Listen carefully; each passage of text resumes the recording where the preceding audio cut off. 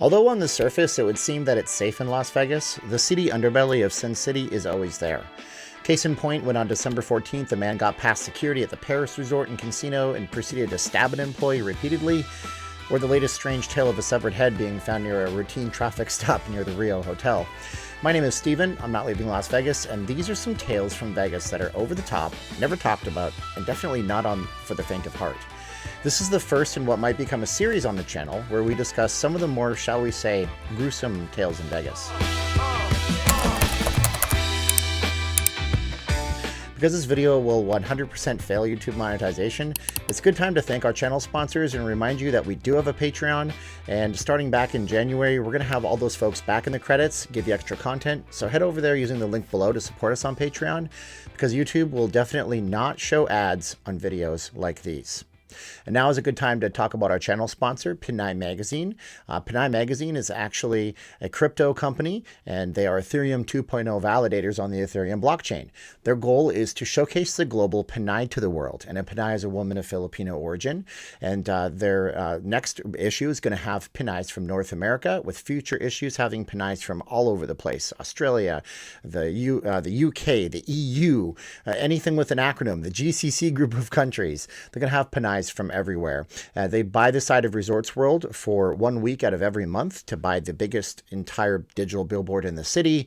Check them out over on Instagram. You can hit that link in the description below. And shouts go out to TKEX, who works with me as well as Pinay Magazine. And they are great. And they are a great Ethereum validator program that will help you grow your Ethereum stack over on Instagram as well. That's TKE X on Instagram, as well as my wife, who makes these from vegasfacemask.com, no S at the end.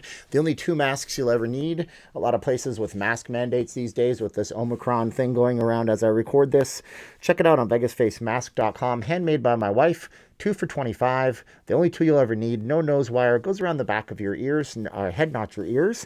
And we ship for free anywhere in the United States. And international shipping is just an email away. So email me if you guys are interested in that. And check out vegasfacemask.com. No S at the end.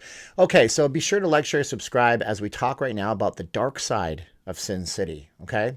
Now, if you're like anyone, you know that towns like Vegas can be a little less safe than, say, a small town in the Midwest. And it seems kind of obvious. Large towns with tons of tourists can attract opportunistic criminals who come in to prey on those not paying attention. The reopening of the casino industry in June of 2020, after the 78-day shutdown due to coronavirus pandemic, saw a wave of sometimes violent crimes befall the Strip. From shootings to violent robberies, it seemed like all hope was lost until Metro stepped up patrols in what they called Operation Persistent Pressure. The idea was simple: cover the Strip with more police than you'd ever want to see there under normal circumstances. Bad guys would be scared to even try, and the crime would stop. And to their credit, this absolutely did work. Crime rates actually seemed to level off through to the second part of 2020, and it seemed that the Strip was finally at peace. Why then did we have the following strange incidents all happen within a week period in December of 2021? Incident number 1, for example.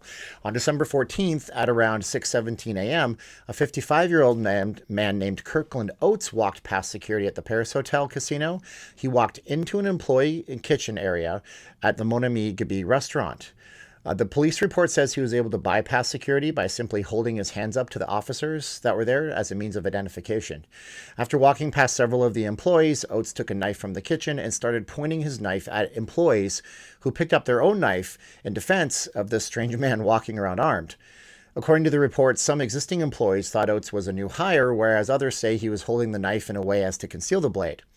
Well, shortly after this first encounter, Oates proceeded to engage the victim as they were walking towards the bathroom.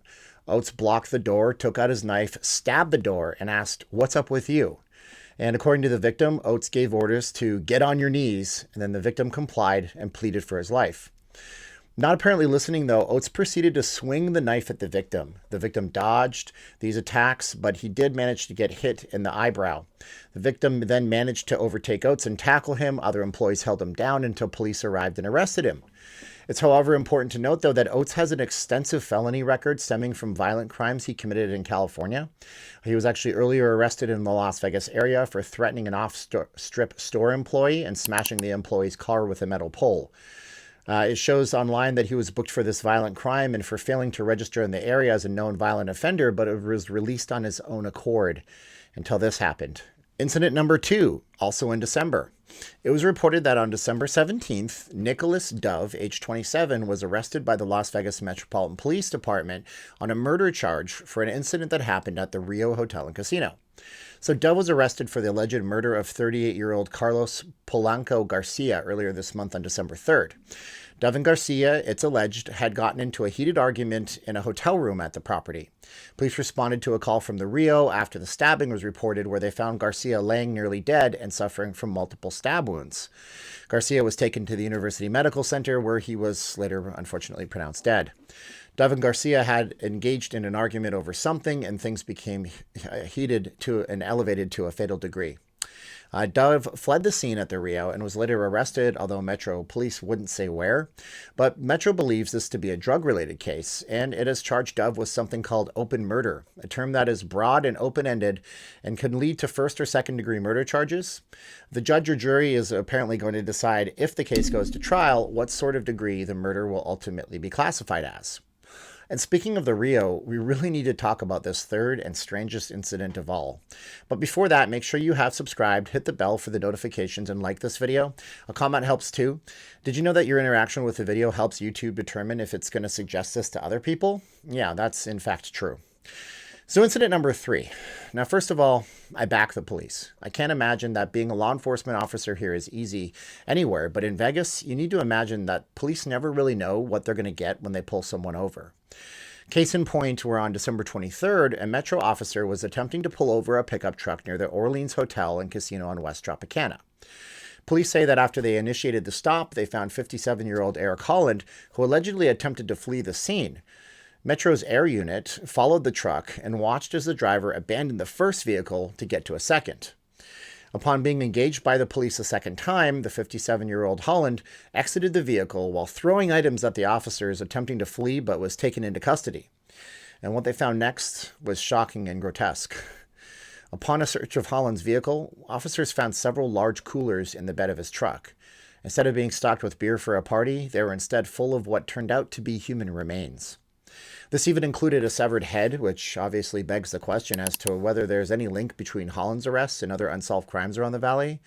Could officers have stumbled here upon a possible mass murderer? And where were the body parts of the same person? Were they the same person or a different individual?